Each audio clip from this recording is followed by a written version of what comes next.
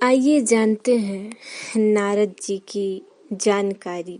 जानिए कौन है देवर ऋषि नारद जी और क्या है इनकी महानता।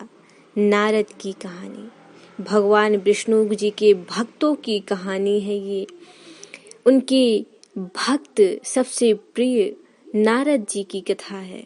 तो आइए इस कथा को बड़े श्रद्धा पूर्वक से सुनते हैं। नारद मुनि हिंदुओं के शास्त्रों के अनुसार ब्रह्मा जी के 7 मानस पुत्रों में से एक हैं, जिनमें एक कठिन तपस्या से ये पद प्राप्त किए हैं, जिसमें भगवान विष्णु जी के ये अनन्य भक्त बने।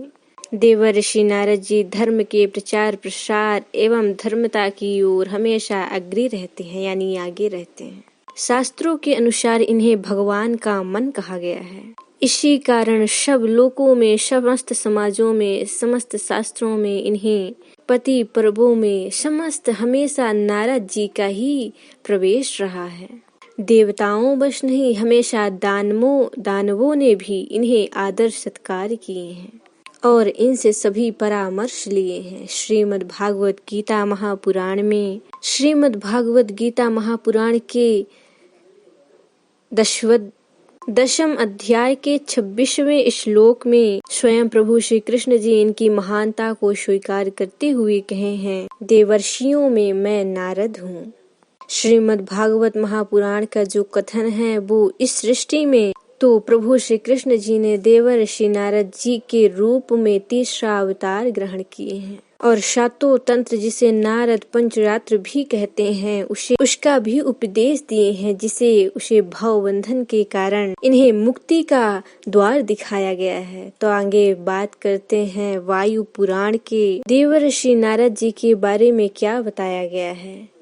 देवलोक में प्रतिष्ठा पूर्ण करने वाले ऋषि गण देवर जो ऋषि हैं वो प्रतिष्ठा प्राप्त करने वाले वो देवर ऋषि के नाम से जाने जाते हैं। भूत भविष्य वर्तमान तीनों काल के ज्ञाता साक्षात स्वयं में अश्वंध कठोर तपस्या से लोक विख्यात गर्भ अवस्था में ही अज्ञान रूपी अंधकार के नष्ट हो जाने से जिनमें ज्ञान का प्रकाश हो चुका है, ऐसे मंत्र वृत्ता तथा ईश्वर अर्थात सिद्धियों के बल में सभी लोगों ने सर्वत्र पहुँचने हेतु सक्षम मंत्रणा और ऋषियों से घिरे हुए देवता द्विज और देव ऋषि कहे जाते हैं। इसी पुराण में आगे लिखा गया है कि धर्म पुरुषत्व पृथु कुलह त्युष प्रभास और कश्यप इनके पुत्रों को देव ऋषि जी का धर्म प्राप्त हुआ। ये पुत्र नर एवं नारायण कृतु के पुत्र गण और बाल्खी गण थे और कुलके के पुत्र गर्दम और कुलशत्य के पुत्र कुबेर और प्रत्युष के पुत्र अंचल और कश्यप के पुत्र नारद पर्वत और नारद श्री माने गए हैं। किंतु जनसाधारण देवर्षि के रूप में लोग इन्हें नारद जी को ही जानते हैं। इनकी प्रसिद्धि जो है किसी को नहीं मिली है। तो वायु पुराण में बताया गया है कि देवर्षि ये जो सारे लक्षण हैं ये देवर्षि नारद जी में प्रक्षण होते हैं। देवर्षि नारद जी की आगे है जन्म की कथा, आइए सब जानते हैं। पूर्व कल्प में नारद जी उत्फलवन नामक एक गंधर्व थे। उन्हें अपने स्वरूप पर अभिमान था। एक बार ब्रह्मा की सेवा में अप्सराएं और गंधर्व गीत और नृत्य से जगत सृष्टा की आराधना से कर रहे उपभरण में स्त्रियों के साथ श्रृंगार भाव से आए। तो उपभरण की यह अपशिष्ट भाव और ये आचरण देखकर ब्रह्मा जी कुपित हो गए। उन्हें क्रुद्ध होकर और उन्हें शूद्र योनि में जन्म लेना श्राप पड़ा। श्राप के फलस्वरूप शूद्रता जी के पुत्र हुए। माता पुत्र साधु संत के निष्ठा के सेवा करते रहे। 5 वर्ष का बालक संतों के पात्र बचा हुआ जूठा वो भोजन ग्रहण किया करते थे। उनके जो पाप थे सभी धुल गए। बालक की सेवा से प्रसन्न हो साधुओं ने उन्हें नाम जप और पाठ पूजा करने का उपदेश दिया। शूद्रा दासी की सर्पदंश से उनकी मृत्यु हुई। इस समय अब नारद जी संसार में अकेले रह गए। तो उस समय इनकी अवस्था 5 वर्ष की थी। माता जी के वियोग से परम ब्रह्म परमात्मा के शरण में अनाथों के अनाथ दीनानाथ के भजन करने के शरण में चले गए। एक दिन वह बालक पीपल के वृक्ष के नीचे ध्यान लगाकर बैठे थे। उसके हृदय में भगवान की एक झलक विद्युत रेखा की भांति दिखाई दी और तत्काल अदृश्य हो गई। तो उसके मन में भगवान की दर्शन की व्याकुलता बढ़ती गई और बढ़ भी रही थी, जिसे देखकर आकाशवाणी हुई, देखकर हे दासी, इस जन्म में तुम्हें मेरे दर्शन नहीं होंगे, अगले जन्म में तुम्हें पार्षद के रूप में पुनः जन्म लोगे, तब तुम्हें ये दर्शन प्राप्त होंगे। समय आने पर 5 दृश्य कल्प उनके छूट गए और ये ब्रह्मा जी के मानस पुत्रों के रूप में अवतीर्ण हुए। देवर्षि नारद जी वेद व्यास, वाल्मीकि तथा महाज्ञानी सुखदेव आदि के गुरु हैं।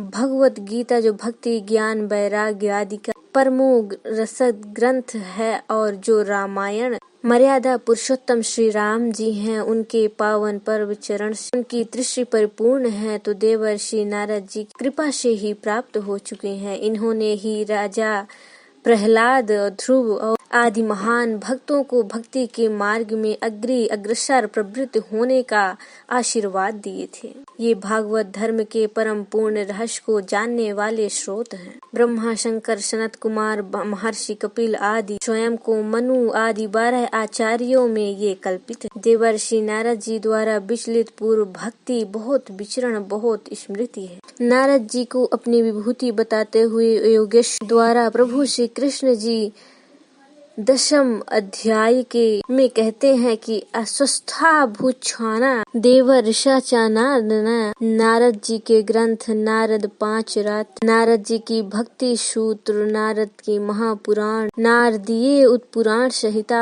अर्थात स्मृति ग्रंथ, नारद परिकाज को नारदी शिक्षा के अनुसार ही अनेक स्रोत भी उत्पन्न हुए हैं। देवर्षि नारद जी भगवान विष्णु के सर्वश्रेष्ठ भक्त वत्सल हैं। ये भगवान की भक्ति और महात्मान के विस्तार के लिए वीणा की मधुरतान पर भगवत भक्ति की मधुरतान करते रहते हैं और इधर उधर विचरण करते रहते हैं। इन्हें भगवान का मन कहा गया है। इनके द्वारा लिखित भक्ति सूत्र में भक्ति की बड़ी ही सुंदर व्याख्या की गई है। कहा गया है कि अब भी ये प्रत्यक्ष रूप से भगवान के भक्तों की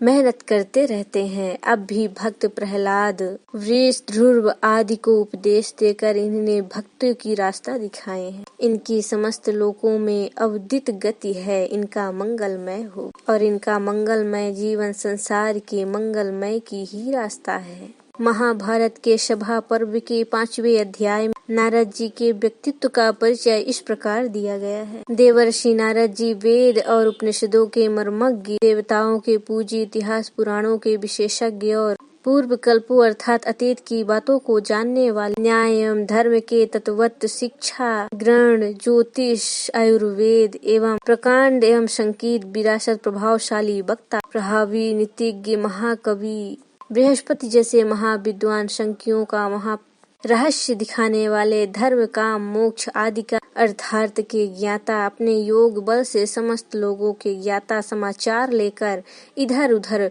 वितरण करते रहते हैं, भटकते रहते हैं, इधर उधर विचरते रहते हैं। देवर्षि नारद जी देवताओं एवं ऋषियों को कर्तव्य के रूप में समस्त शास्त्रों में प्रवीण, सतगुरु में भंडार, समस्त चार के आधार एवं परम तेजस्वी एवं समस्त विद्याओं परिपूर्ण है, सबके हितकारी, समस्त सबके विचारों को जानने वाले, इधर उधर विचरण करने वाले केवल देवर्षि नारद जी हैं।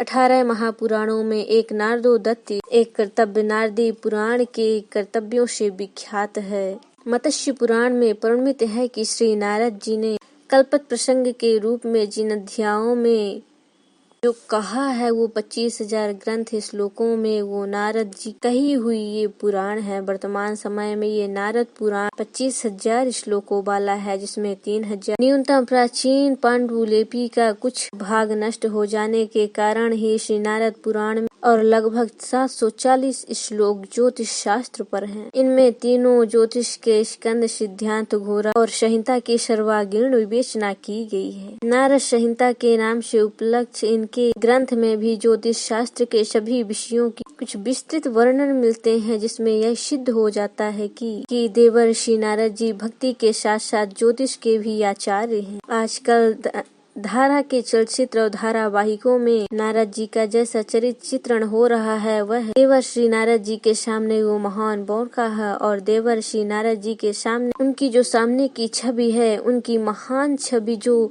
सामान्य स्थितियों को लड़ाई झगड़ा करवाने की जो स्थिति बन गई है उनके प्रकांड कर्म की है और उन्हें ये सब करने में बहुत अति आनंद प्रसन्नता मिलती है। सम्राट व्यक्तियों के प्रति सरासर अन्याय है और नारद जी का उपहास सुनाने वाले श्री हरि पूर्ण अंशा अवतार के मान अपमान में भगवान श्री कृष्ण जी की लीलाओं में देवर्षि नारद जी अनन्य सहयोगी बने हैं।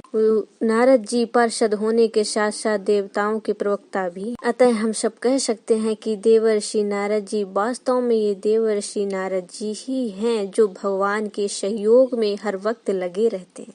तो ये है भगवान विष्णु जी के अनन्य भक्तियों में से देवर्षि नारद जी और महर्षि ही कहे जाने भक्त हैं ये। और इसके साथ चलते चलते मैं एक कथा छोटी सी और बता रही हूँ कि भगवान विष्णु जी के अंशावतार जो प्रभु श्री कृष्ण जी हैं, तो प्रभु श्री कृष्ण जी अर्जुन से कहते हैं कि हे अर्जुन, तू मेरे अनुकृष्ट जन्म सदा विषयों को मेरे तू समझता है और तू सदा मेरी अनुसरण करता है, तो वह शरीर त्यागने के बाद पुनः जन्म वो नहीं लेता है और उसे सद्गति मुझे ही प्रदान होती है, वो मुझ में ही समाहित हो जाता है।